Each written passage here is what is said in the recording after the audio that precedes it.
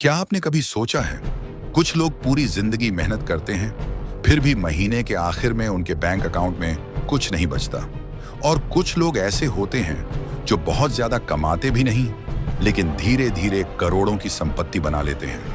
आखिर ऐसा क्यों? क्या अमीर लोग हमसे ज्यादा बुद्धिमान होते हैं? क्या उन्हें कोई ऐसा सीक्रेट पता होता है जो हमें नहीं पता?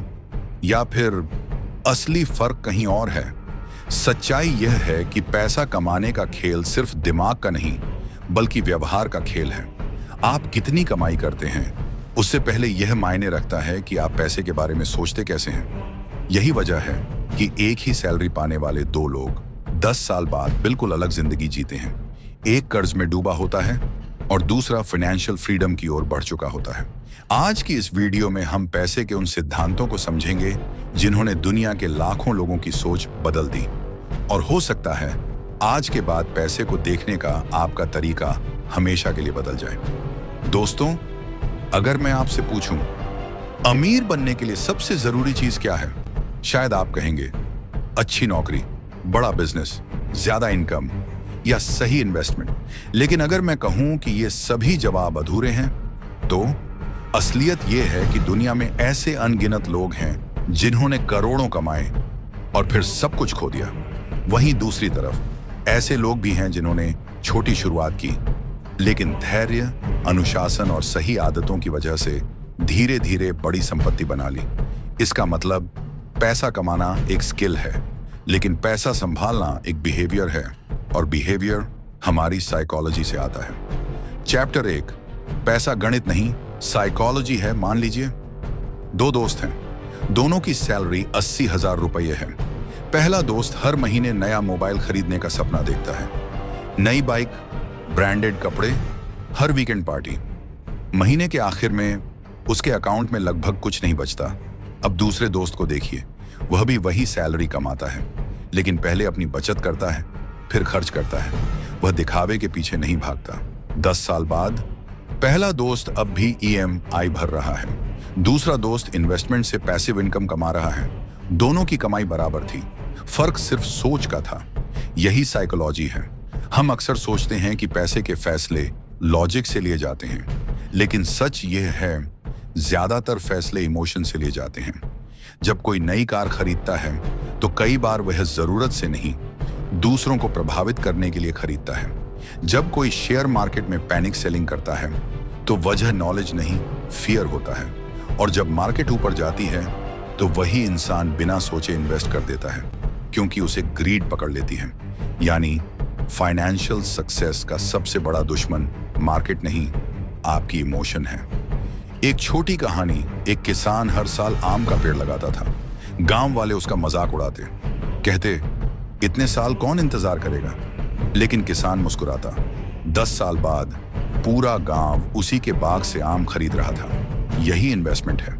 आज का धैर्य कल की संपत्ति बनता है। चैप्टर 2, रिच और वेल्थी में फर्क। आज सोशल मीडिया खोलिए, हर जगह लग्जरी कार्स, महंगे वॉचेस, विदेश यात्राएं, बड़े घर, और हम सोचते हैं यही अमीरी है। लेकिन जो दिख रहा है वह हमेशा वेल्थ नहीं होता। कई लोग करोड़ों की कार EMI पर चलाते हैं, महंगे कपड़े क्रेडिट कार्ड पर खरीदते हैं, बाहर से अमीर, अंदर से कर्जदार। असल वेल्थ क्या है? वेल्थ वह पैसा है जो आपने खर्च नहीं किया, जो आपके इन्वेस्टमेंट्स में है, जो आपके लिए काम कर रहा है। जिस दिन आपकी इनकम बंद हो जाए और फिर भी आपका जीवन आराम से चलता रहे, वही असली वेल्थ है। याद रखिए, रिच दिखना आसान है, वेल्थी बनना मुश्किल है, क्योंकि वेल्थ दिखाई नहीं देती। एग्जाम्पल 2, लोगों के पास 50 लाख रुपए हैं। पहले ने पूरी रकम लग्जरी कार खरीदने में लगा दी, दूसरे ने वही पैसा अच्छे एसेट्स में इन्वेस्ट कर दिया। 5 साल बाद पहली कार की कीमत आधी रह गई, दूसरे की इन्वेस्टमेंट दोगुनी होने लगी। अब सोचिए, असली अमीर कौन है? चैप्टर 3, कंपाउंडिंग, दुनिया का 8वां अजूबा। लोग हमेशा पूछते हैं जल्दी अमीर कैसे बने, लेकिन सही सवाल होना चाहिए, लगातार अमीर कैसे बने? मान लीजिए आप हर महीने सिर्फ 5,000 रुपए इन्वेस्ट करते हैं।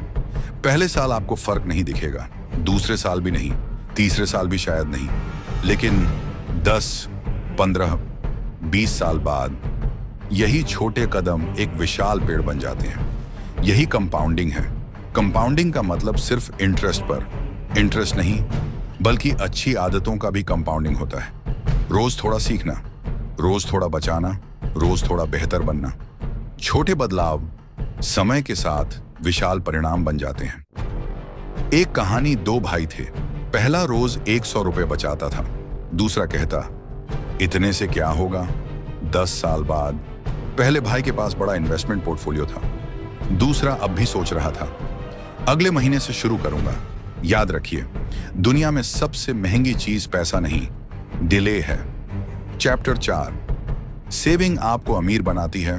बहुत लोग सोचते हैं जब इनकम बढ़ेगी तब सेविंग करेंगे, लेकिन सच उल्टा है। जो लोग सेविंग की आदत बना लेते हैं उनकी वेल्थ बढ़ती जाती है। सेविंग सिर्फ पैसे जमा करना नहीं है, सेविंग आपको विकल्प देती है। अगर नौकरी चली जाए तो घबराना नहीं पड़ता। अगर कोई अपॉर्चुनिटी मिले तो तुरंत फैसला ले सकते हैं। अगर बिजनेस शुरू करना हो तो पैसे तैयार रहते हैं। सेविंग फ्रीडम खरीदती है। गोल्डन रूल, पहले खुद को पे करो, बाकी दुनिया को बाद में। सैलरी आते ही पहले इन्वेस्टमेंट, फिर एक्सपेंसेस, न कि पहले खर्च, और जो बचे उसे बचाओ, क्योंकि अक्सर कुछ बचता ही नहीं। अब तक हमने समझा पैसा साइकोलॉजी का खेल है। रिच और वेल्थी अलग अलग चीजें हैं। कंपाउंडिंग धीरे चलता है लेकिन जिंदगी बदल देता है। सेविंग सिर्फ पैसे बचाना नहीं, बल्कि आजादी खरीदना है। लेकिन यही कहानी का सिर्फ आधा हिस्सा है, क्योंकि बहुत से लोग सेविंग भी करते हैं, इन्वेस्टमेंट भी करते हैं, फिर भी फाइनेंशियल फ्रीडम तक नहीं पहुंच पाते। आखिर क्यों? क्या वजह है कि कुछ लोग सही फैसले लेने के बाद भी बड़ी गलतियां कर बैठते हैं? लक, रिस्क, फियर, ग्रीड और लाइफस्टाइल इन्फ्लेशन कैसे धीरे धीरे आपकी वेल्थ को खत्म कर देते हैं? इन्हीं सवालों के जवाब हम पार्ट 2 में समझेंगे, जहां हम जानेंगे कि असली फाइनेंशियल गेम पैसा कमाने का नहीं, बल्कि उसे सही मानसिकता के साथ जीवन भर बढ़ाने का है। पार्ट 2 शुरू होती है। पिछले भाग में हमने 4 सबसे महत्वपूर्ण बातें समझी। पहली, पैसा सिर्फ गणित का खेल नहीं है, बल्कि साइकोलॉजी का खेल है। दूसरी, रिच दिखना और वेल्थी होना दोनों अलग अलग बातें हैं। तीसरी, कंपाउंडिंग धीरे काम करता है, लेकिन जब असर दिखाता है तो जिंदगी बदल देता है। और चौथी, सेविंग सिर्फ पैसे बचाना नहीं, बल्कि अपनी आजादी खरीदना है।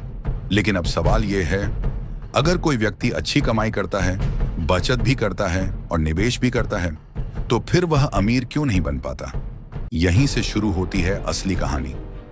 चैप्टर 5, रिस्क को समझो, उससे भागो मत। अक्सर लोग कहते हैं शेयर मार्केट बहुत रिस्की है, लेकिन क्या आपने कभी सोचा निवेश न करना भी एक रिस्क है?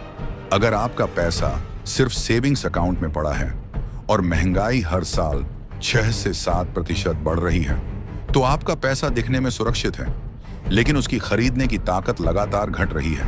यानी आपने कुछ खोया, लेकिन आपको महसूस भी नहीं हुआ। रिस्क का मतलब सिर्फ पैसा डूबना नहीं होता। रिस्क का मतलब है गलत फैसले की कीमत। समझदार निवेशक रिस्क से भागते नहीं, उसे समझते हैं। वे कभी भी अपना पूरा पैसा एक जगह नहीं लगाते। वे समय के साथ निवेश करते हैं, वे धैर्य रखते हैं, और सबसे महत्वपूर्ण, वे मार्केट को हराने की कोशिश नहीं करते। वे सिर्फ खेल में बने रहते हैं। एक व्यक्ति ने मार्केट गिरते ही अपना पूरा निवेश बेच दिया। उसे लगा अब सब खत्म हो जाएगा।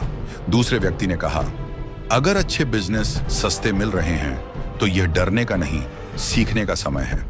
5 साल बाद पहला व्यक्ति अब भी नुकसान की भरपाई कर रहा था। दूसरे व्यक्ति की वेल्थ कई गुना बढ़ चुकी थी। चैप्टर 6, लक और बैड लक। दोनों सच हैं। हम अक्सर सफल लोगों को देखकर कहते हैं वह बहुत मेहनती है, और असफल लोगों को देखकर उसने मेहनत नहीं की। लेकिन जीवन इतना सरल नहीं है। मान लीजिए 2 लोगों ने एक जैसा बिजनेस शुरू किया। एक के शहर में अचानक नई सड़क बन गई, ग्राहक बढ़ गए। दूसरे के शहर में बाढ़ आ गई, बिजनेस बंद हो गया। क्या दोनों की मेहनत अलग थी? नहीं, बस परिस्थितियां अलग थीं। इसलिए कभी भी किसी की सफलता या असफलता देखकर पूरी कहानी मत लिखिए। लक का सम्मान कीजिए और बैड लक आने पर खुद को खत्म मत समझिए। चैप्टर 7 लाइफस्टाइल इन्फ्लेशन, सबसे खतरनाक जाल मान लीजिए। आज आपकी सैलरी 30,000 रुपये है, अगले साल 60,000 हो जाती है, फिर 1 लाख। अब सवाल है, क्या आपकी सेविंग भी उतनी ही बढ़ी या सिर्फ आपके खर्च बढ़े? यही लाइफस्टाइल इन्फ्लेशन है। नई सैलरी, नई कार, फिर नया फोन, फिर बड़ा घर, फिर महंगी छुट्टियां, कमाई बढ़ती जाती है, लेकिन बैंक बैलेंस वहीं रहता है। याद रखिए, हर बढ़ी हुई इनकम का मतलब बढ़ा हुआ खर्च नहीं होना चाहिए, बल्कि बढ़ा हुआ इन्वेस्टमेंट होना चाहिए। एक छोटी कहानी, 2 दोस्त प्रमोशन के बाद खुश थे। पहले ने नई एसयूवी खरीद ली, दूसरे ने अपनी एसआईपी दोगुनी कर दी। 10 साल बाद पहले दोस्त की एसयूवी कबाड़ बन चुकी थी, दूसरे की एसआईपी करोड़ों के पोर्टफोलियो में बदल रही थी। चैप्टर 8 फाइनेंशियल फ्रीडम का असली मतलब बहुत लोग सोचते हैं फाइनेंशियल फ्रीडम का मतलब करोड़पति बनना है, लेकिन नहीं।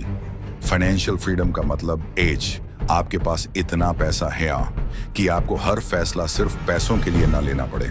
अगर आपका बॉस आपको पसंद नहीं तो आप नौकरी छोड़ सकते हैं। अगर आप अपने परिवार के साथ समय बिताना चाहते हैं तो आपके पास वह आजादी हो।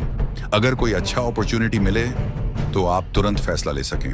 यही पैसा खरीद सकता है, time, choice, freedom. Chapter 9 emergency fund, संकट का सुपर हीरो जीवन कभी भी परफेक्ट नहीं होता।